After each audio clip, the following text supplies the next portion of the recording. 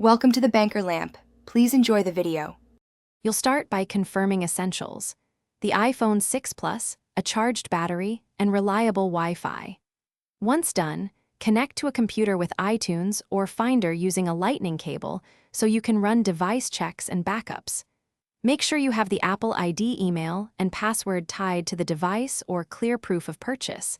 Those are needed for official unlocks. Then turn the phone on and attempt to reach the activation lock screen so you know whether it's iCloud locked or simply disabled.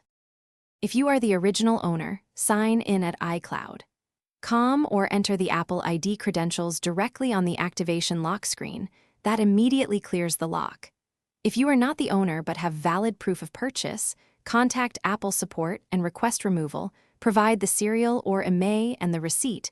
They verify ownership and can lift the lock. If Apple won't help and you suspect a software fault, perform a DFU restore with iTunes/Finder to eliminate corrupted firmware.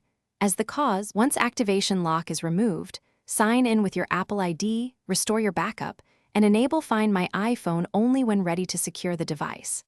If the lock persists after following official steps, double-check the device serial and IMEI, then escalate with Apple support and present the original receipt. Discrepancies are the usual hurdle.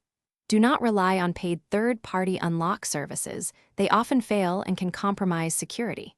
If anything goes wrong, request a case number and ask Apple for next step timelines. Thanks for watching. If this was helpful, leave a like and consider subscribing. See you next time.